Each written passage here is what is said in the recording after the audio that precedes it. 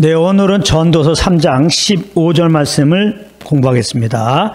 우리 한 목소리로 한번 읽겠습니다. 시작. 이제 있는 것이 옛적에 있었고 장래에 있을 것도 옛적에 있었나니 하나님은 이미 지난 것을 다시 찾으시느니라. 아멘. 네, 오늘 이 말씀을 공부하겠는데요. 이 말씀은 이미 전도서 1장 9절에서 말씀한 바가 있습니다.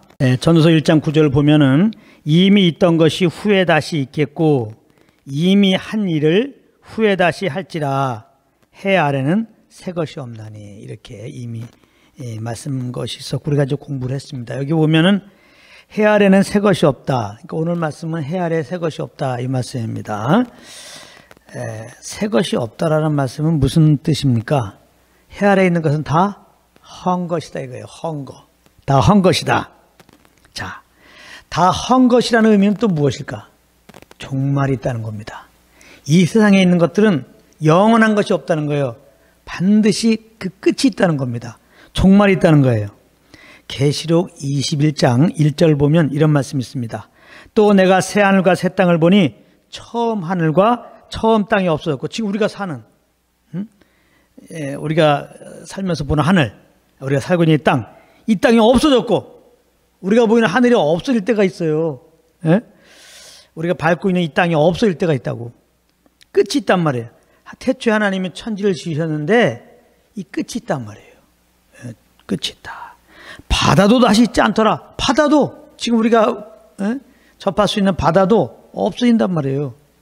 끝이 있어요. 다 만물이 다 끝이 있어요.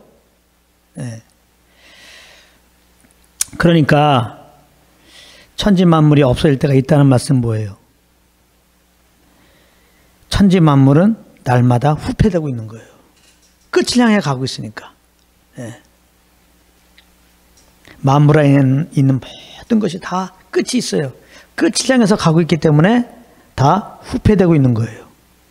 그러므로 해 아래에 있는 것은 새 것이 없어요. 다 헛 것이에요. 다 후퇴되고 있는 거예요. 우리가 봄에 이렇게 들판에 자라는 새싹들을 보면 뭔가 새로운 것 같으죠. 분위기도 새롭고. 근데 사실은 그 새싹도 죽음을 향해서 매일 후퇴되고 있는 거예요. 우리가 볼 때는 정말 새싹 얼마나 아름다워요. 근데 알고 보면 그 조금 있으면 끝을 향해서, 죽음을 향해서 가고 있는 거니까 우리가 볼 때는 새싹도 후퇴된 거야. 매일매일 후퇴되고 있어. 그래서 후퇴의 끝. 죽어. 사람도 마찬가지입니다. 사람도 마찬가지예요. 아담의 범죄 이후 아담 안에서, 그 아담의 허리에서 난 모든 사람들은 다 죄인 되었습니다. 우리 모두는 죄 중에 잉태되고 죄악 중에 출생한 겁니다. 그래서 사람은 지금 이렇게 살고 있는 것 같지만, 숨 쉬며 살고 있는 것 같지만 사실은 매일 후퇴되고 있는 거예요. 사람들의 끝은 죽음입니다. 죽음. 이 때문에 죽음을 향해서 가고 있는 거니까 우리는 매일매일 사실 사는 게 아니라 매일매일 사는 것이 후퇴되고 있는 거예요. 죽음을 향해서 가고 있는 거니까요. 우리가 어린아이들을 이렇게 보면은 뭔가 생기가 생기죠. 새로운 기운을 좀 느끼죠. 아주 틀린 말은 아닌데 꼭 맞는 말은 아니에요. 그러나 알고 보면 그 아이는 지금 언젠가 죽을 날이 있단 말이에요. 그 아이는 지금 죽음을 향하고 가고 있는 거예요.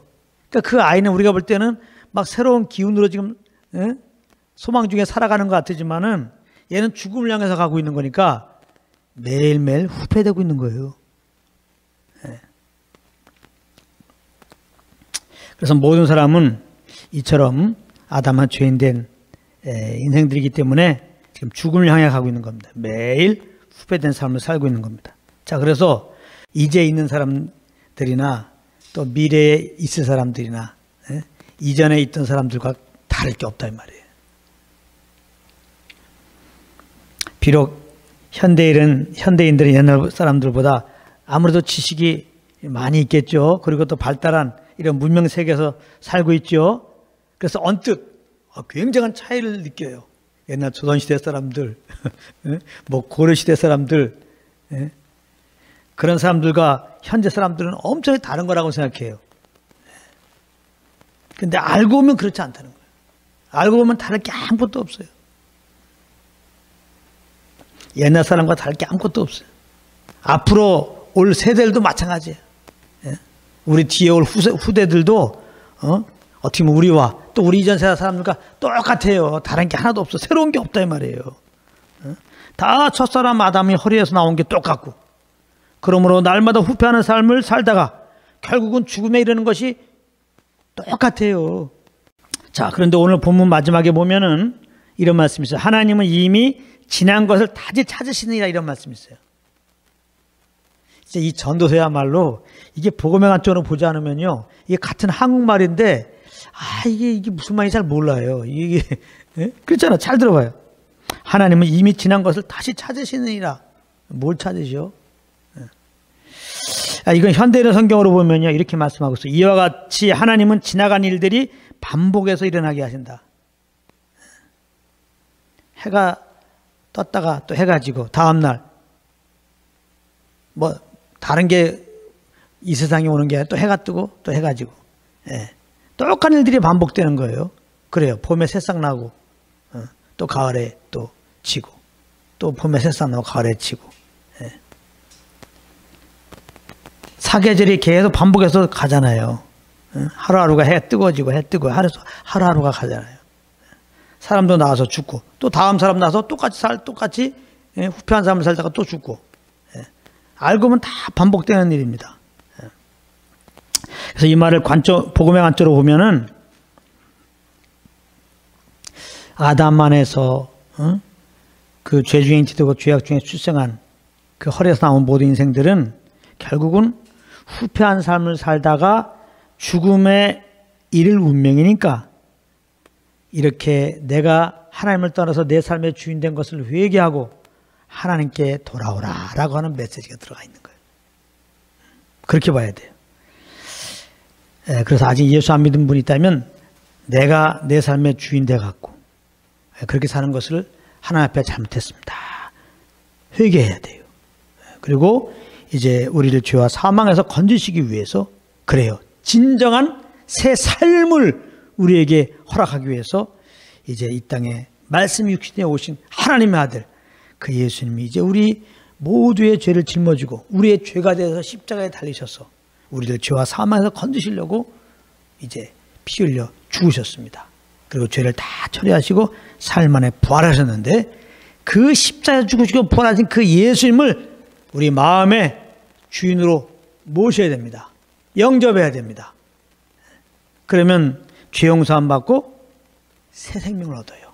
하나님의 생명을 얻어서 우리가 거듭납니다. 새 사람이 되는 거예요. 그럴 때 비로소 우리는 새 사람이 되는 거예요. 그러니까 오늘 말씀은 하나님을 떠나서 내가 주인 되어 사는 삶은, 이거는 여기서는 새로움이 없다는 거예요. 새로움이. 이거는 후패한 삶이고 결국 사망에 이르는 삶이고, 근데 하나님이 우리를 사랑하셔서 그 아들을 보내시고 이렇게 우리를 죄와 사망에서 건지시려고 우리 대신 십자가에 피 흘려 죽게 하시고 3일 만에 부활케 하셨으니 내가 주인 된 삶을 회개합니다. 하나님께 회개하고 이 예수님을 구주로 영접해라. 그래서 죄 용서받고 하나님의 생명 받고 새로운 사람이 되라. 새로운 피조물이 되라. 지금 그거를 말씀하고 있는 겁니다.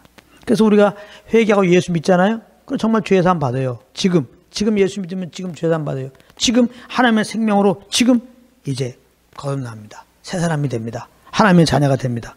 무엇보다 중요한 것은 우리가 예수 믿으면 이렇게 거듭난 우리 속사람 가운데 하나님의 영이 새 영이라고 합니다. 성령님이 우리 안에 오십니다. 영원히 그래서 이제 우리와 함께 하시면서 이렇게 우리를 인도해 가십니다.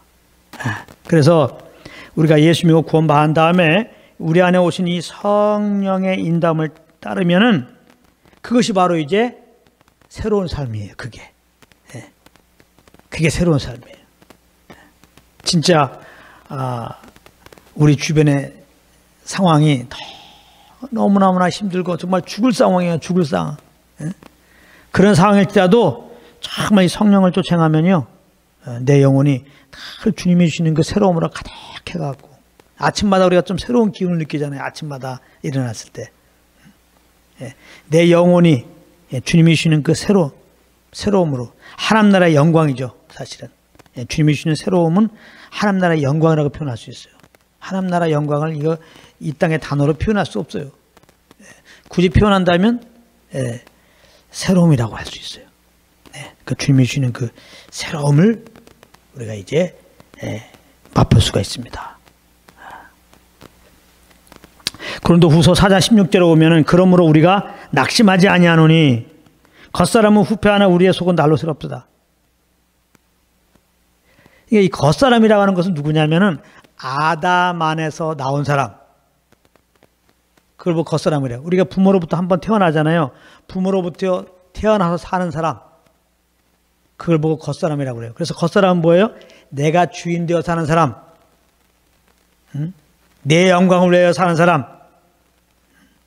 이 땅에서 뭔가 새로움을 얻기 위해서 열심히 이렇게 사람도 이 사람 저 사람 만나기도 하고 일 저 일도 하고 이것저것도 가면서 뭔가 새로움을 추구하며 사는 사람. 헛된 삶을 사는 사람, 헛수고의 삶을 사는 사람, 절대 그러나 새로움을 경험하지 못하는 사람, 그 사람을 겉사람이라고 하는 겁니다.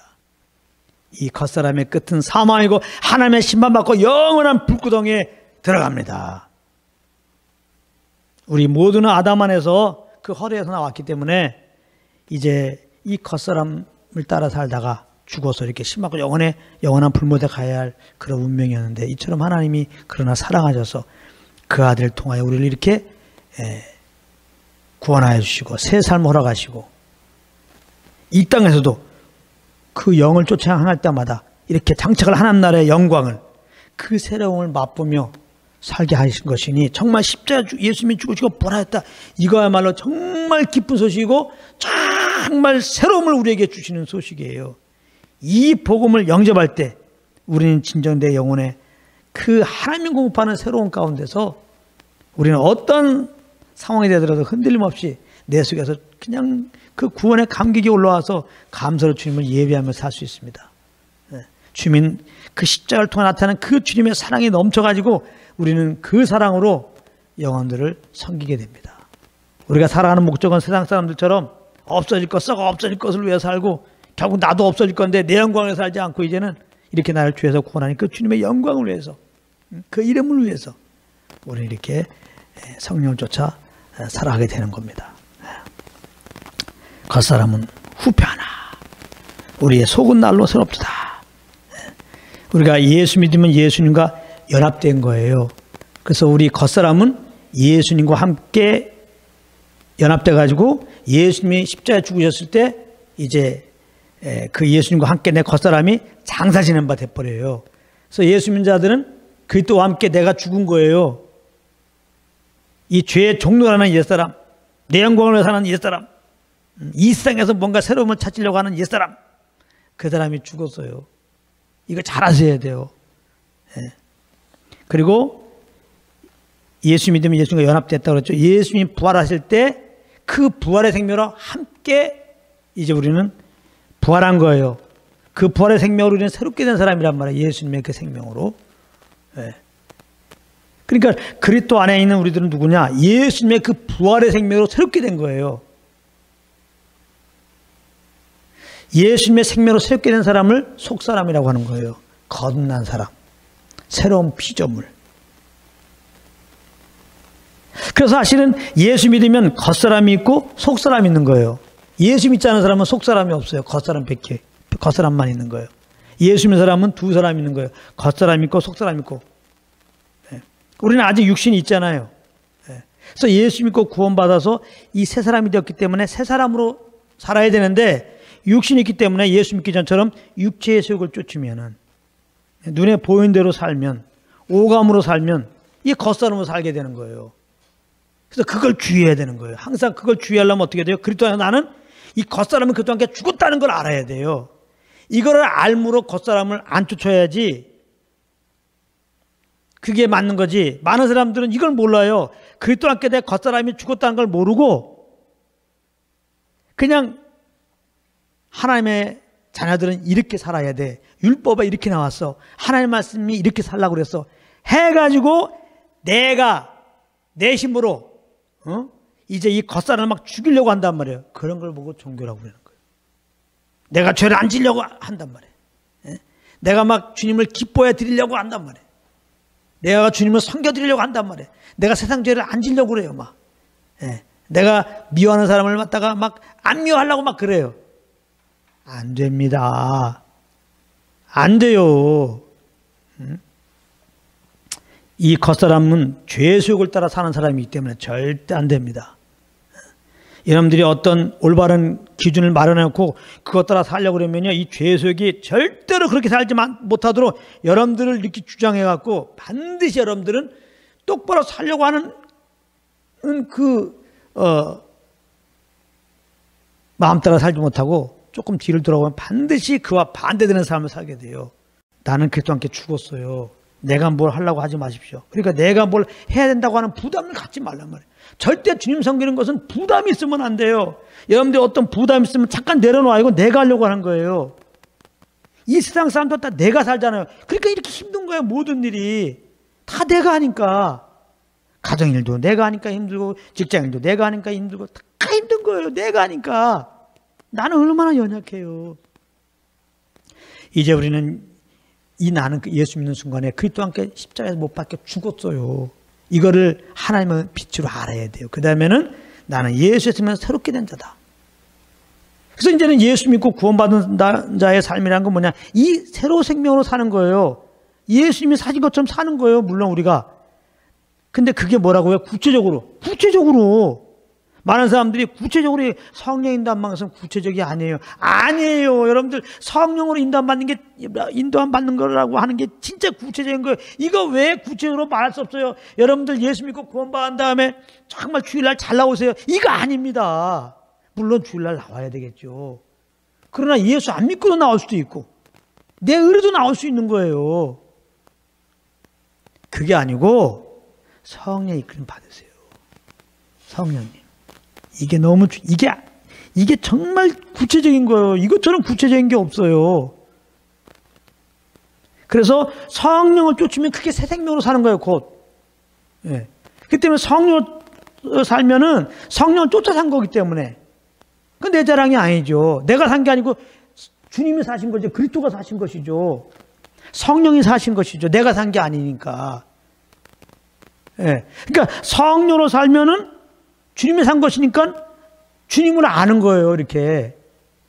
우리가 같이 동행하면 그 사람 알잖아요. 그 사람의 모든 걸 알잖아요. 그들의 삶을 보면서. 우리가 성령을 쫓는 것이 주님을 아는 거예요. 우리는 많은 경우 성경을 통해서 주님을 안다고 그러는데 그렇지가 않아요.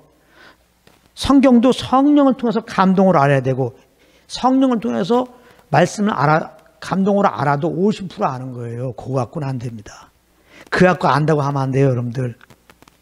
삶 속에서 이 성령과 동행함을 알아야 돼요. 그게 진짜입니다. 그게 진짜 아는 거예요. 저는 오늘 이 말씀 이렇게 준비하면서 진짜 이 말씀이 빛으로 꼭 좀 듣는 분들에게 임했으면 좋겠다 그래요. 왜냐하면 이걸 알면은 정말 성령과 동행할 수밖에 없고 성령과 동행함으로 또 내가 할 수 없는 상황을 막 맞이하고 엄청난 그걸 맞이해도요. 거기에 매이지 않아요. 쌓이지 아니에요. 그 사방에. 오히려 그 어둠 속에서 빛이 빛나듯이 내가 할 수 없는 그 상황에서 거기서도 내가 정말 함께한 주님을 만나고 이 주님이 주신 새로움을 경험함으로 말미암아 내가 진짜 겁났구나. 정말 주님이 살아계신구나. 그리고 오히려 부활의 소망, 천국의 소망을 더욱더 가지게 돼갖고요. 얼마나 감격스러운지 몰라요. 그래서 앞으로도 만약 어떤 어려움이 오도 이건 문제가 안 되는구나. 정말 주님을 알지니 정말 진리를 알지니 진리가 자유케 되는 그 경험을 하게 돼요. 이 자유케 되는 것은 세상과 담사는 자유함. 세상에 있지만 세상에 속하지 않는 자유함. 죄를 범할 수 있는 육신이 있지만은 죄에 빠지지 않는 자유함. 죄에서 해방되는 자유함입니다. 이건 주님을 알므로 오는 거예요. 절대로. 내가 주님의 새로움과 주님을 알미 없으면 절대로 죄를 이길 수가 없어요. 많은 사람도 이것도 모르고 자꾸 죄를 이기라고 그래요. 누가? 겉사람이. 그걸 이기는 방법을 그러니까 기도하라고. 여러분들 기도 한번 해보세요. 얼마큼 기도해야 돼? 일주일 금식해보세요. 그리고 나와봐. 여러분들 지금 죄범하고 있는 거 이거 이긴다고 일주일 금식해봐. 그럼 금식 끝나는 그 순간에 여러분들이 날마다 짓는 죄가 또 지혜구식 불걸. 예, 아주 그때 사람 미쳐요. 저도 미쳐 죽는 줄 알았어요. 얼마나 많은 금식을 해봤지만 안 됩니다. 아주 금식할 땐 좋지요. 아주 힘도 없으니까 진짜 너무 좋아요. 그래서 근데 영원히 살 수 없잖아요. 그래서 보호식 먹잖아요. 먹자마자 갑자기 육신에 힘이 오면서요. 갑자기 죄정에게 소욕에 딱 올라오니까요. 좀 죄송하지만 말씀이 이게 더 우리가 이해하기 쉽게 진짜 미치겠는 거예요. 그런 시간들을 보내면서 정말 어떻게 하면 내가 이 죄의 속박에서 이 죄의 매임에서 자유케 될까? 역시 나를 자유케 한 것은 복음이었어요. 이미 우리 예수 믿는 자들은 죄에서 자유케 된 자예요. 의의 종이 된 거예요. 죄에서 해방되고. 근데 왜 이렇게 못 살아요? 이거 겉사람이 있어 그래요. 그럼 겉사람을 내가 이걸 이길 수 있어요? 겉사람 제일 범한 자인데 근데 겉사람을 이기려고 한다는 것 자체가 틀린 거예요. 그럼 어떻게 복음이 뭐라고 그래요? 예수 믿으면 예수님께 너 겉사람 죽었다고 얘기하니까 이거를 성령의 은혜로 아는 겁니다. 난 죽었구나. 나는 아는 그 순간에 이 겉사람을 말미암아 이렇게 잘못하고 겉사람을 위하여 죄를 범하는 나에 대해서 자유할 수가 있는 거예요. 일단은 부담이 없는 거예요. 이 겉사람 죽었구나. 그걸 내가 모르고 자꾸 내가 살아가려고 그러니까 죄를 범한 거고 내 힘으로 죄를 안 범하려고 그러니까 역시 또 죄를 범하게 된 거구나. 나는 죄를 범한 난 죽었구나. 이거를 알고 그냥 죽는 자리에 가야 돼요. 근데 잘 안 가지지. 그래서 또 하나의 빛을 받아야 돼요. 나는 그리스도의 예수의 생명을 새롭게 된 자다. 부활의 생명으로. 이제는 어떻게 사는 거냐? 성령을 쫓아 사는 거다. 그 답이 나오는 거예요. 성령을 쫓아 살면 육체 욕심을 이길 수 있는 거구나. 그게 갈라디아서 5장 16절이에요. 그래서 내가 그리스도와 함께 죽은 것을 알고 성령을 쫓아갈 때, 그래서 그때 우리는 정말 이제 새로움을 경험할 수가 있는 거예요. 그래서 이 새로움을 경험하면 자연스럽게 세상이 미워해요. 미워하게 돼요. 세상을 사랑하지 않게 돼요. 우리가 다 이 주님과 함께함으로 주님으로 말미암아 새로움을 몰라서 그런 거거든요. 그래서 성령과 동행하는 것이 굉장히 중요한데, 자 그러면 다시 말씀드립니다. 성령과 동행하려고 하면 어떻게 하냐? 첫 번째, 범사에 주님의 주권을 인정해야 돼요. 정말 주님은 주이십니다. 로드십을 가져. 주님은 나의 주이십니다. 나의 삶에 주인이 있다고 인정을 해야 한다. 항상. 그러니까 모든 일을 내가 처리하지 말고 내 주인한테 물어볼 태도를 가지라는 말이에요. 항상. 어떻게 보면 우리의 인생은요, 자꾸 내가 목적 갖고 내가 어떤 빚을 갖고 그걸 이루려고 하니까 내가 사는 거죠. 그러니까 힘든 거예요. 내가 주인 되니까. 그 순간부터 염려 근심이 쏟아져 오는 거예요. 그게 아니고 내 삶은 이제 없어. 내가 주인 되어 사는 나는 죽었다니까. 그러니까 많은 사람들이 막 염려 근심하면 가만히 들어보면 다 자기 계획을 세워놓고 이게 되면 안 되냐 어떻게 하냐 이거 돼야 되는데 하면서 걱정하고 있는 거야. 나는 그 땅에 죽었다는 거 아는 순간에 우리가 지금 염려하고 근심 걱정하는 건 다 없어져요.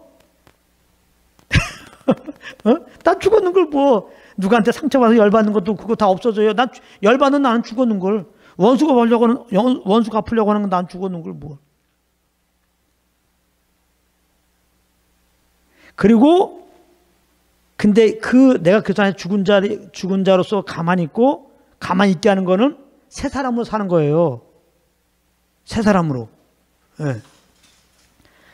새 사람으로 살려고 하는 건 성령을 쫓는 건데 성령을 쫓으려면 주님의 주권을 인정해야 돼요. 이제 주님이 내 삶의 주인이다. 그러니까 항상 내가 내 삶의 주인인 것처럼 이렇게 움직이지 마시고 주님을 내 삶의 주인으로 인정하시고 이분께 항상 물어보란 말이에요. 이분의 통치 아래 살려고 내가 이분의 통치 속에 들어가란 말이에요. 자세가. 이분이 뭐라고 말씀하면 난 순종하겠습니다. 이분의 통치 속에 여러분들 마음이 들어가시라고. 준비됐느냐? 그 주님이 어디서 통치해요? 내 속에 오셔서 통치한다고. 이걸 알아야 돼요. 내가 이제 주님께 나의 주권을 인정했어요. 맡겨드렸습니다. 자, 주님의 통치를 받게 되겠습니다. 근데 그 주님이 어디 계셔? 그래서 그냥 주님의 통치를 받아야 되는데, 저기 그냥 하늘 위에 어딘가 계십니까? 보통 그렇게 생각하니까 통치를 못 받는 거야. 막막하잖아. 예. 그러니까 내 식으로 주님을 섬긴단 말이야. 그게 아니고 예수 믿는 우리들 안에 주님이 오셨어요. 우리 속에. 우리 속에 주님이 와 계신다고.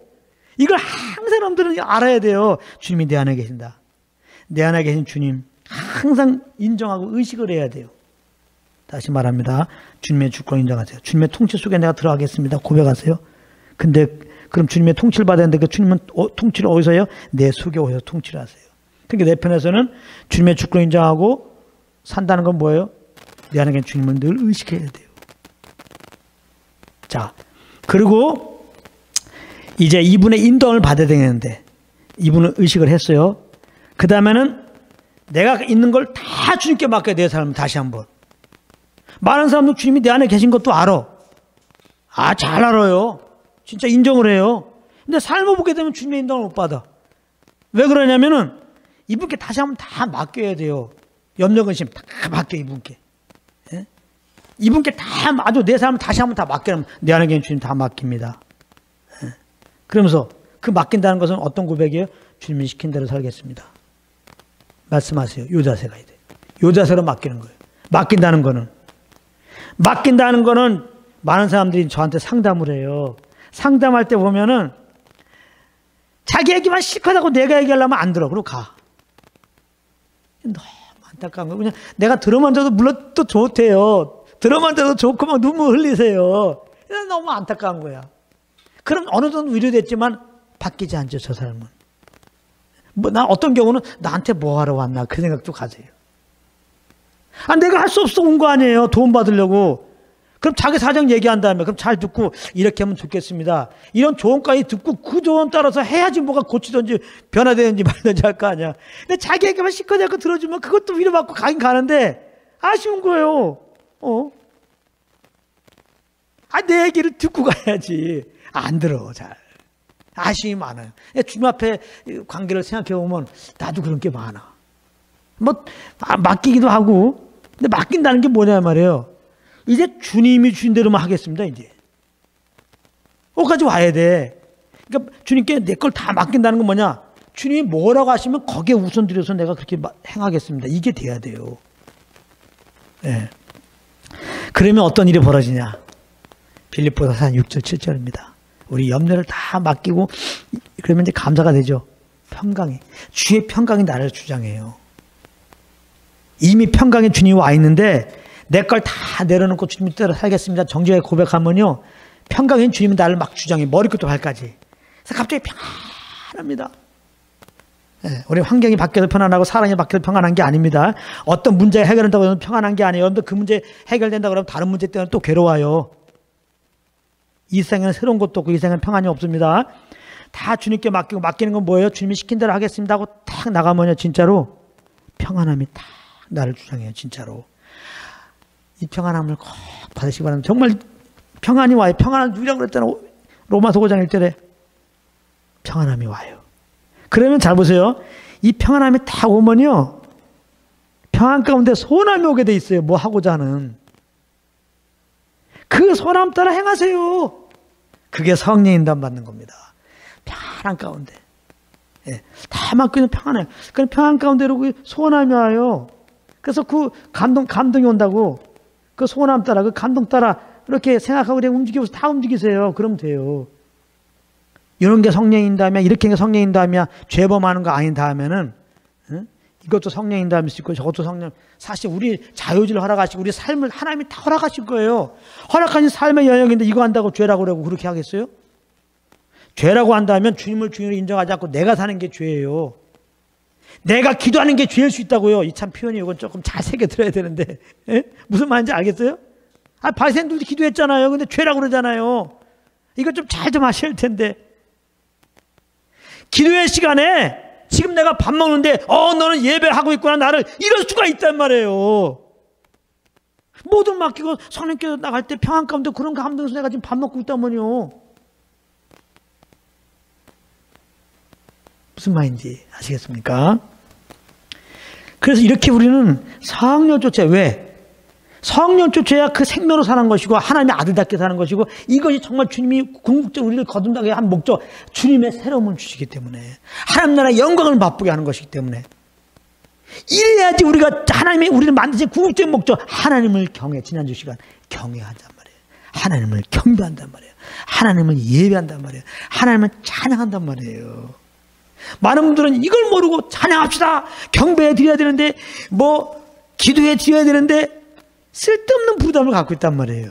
그러니까 오늘 말씀을 다시 한번 잘 기억하시고 이제 우리는 예수 믿음으로 새로운 자가 되었다, 의로운 자가 되었다, 거룩한 자가 되었다, 하나님을 사랑하고 기뻐한 자가 되었는데 그런 자로 살아가는 것은 성령을 쫓는 거다. 그래서 항상 주님의 주권을 인정하고 내 안에 성령 오신 걸 기억하고 내 걸 다 맡겨드리고 무슨 말씀 해도 드리겠습니다. 그런 마음 나갈 때 주시는 평안 안에서 오는 소원함을 따라 그렇게 담대하게 사세요. 근데 우리는 처음에는 말씀을 잘 모르기 때문에 성령님은 진리의 영이기 때문에 말씀을 초월해서 움직이지 않잖아요.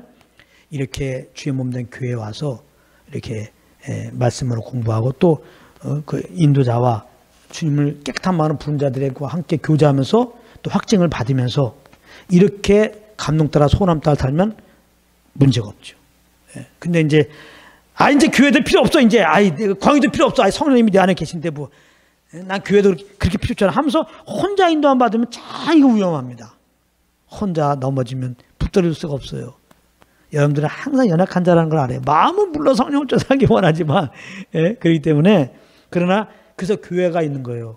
그래서 교회 가운데 예수님 모인 무리 가운데 성령이 계신다고 성경에 말씀하는 거예요. 아니 우리 안에 계신 주님도 계신데 왜 꼭 교회와 함께 하라고 그러고 교회에 주님이 또 계신다고 말씀하세요. 우리 안에도 계신데 우리 안에 계신 그 인도함을 받으라야지. 근데 항상 성령님은 교회와 함께 하라. 그 교회 가운데 예수님 모이는 가운데 예수님 모일 때 거기 성령님이 함께 계신다. 성령이 교회에게 하는 소리를 들을지어다 그러잖아요. 이 무리 가운데서 주의 음성을 들으라는 얘기는 무리 가운데서 너 개인적으로 인도함 받는 것을 확증받으라 이 말이에요. 그렇게 해서 움직이면 정말 보호되는 거죠. 흔들림 없이 우리가 주님을 잘 따를 수 있고 주님의 나라를 누릴 수 있고 주님을 예배할 수 있습니다. 그런 삶이 되기를 예수님으로 축복합니다.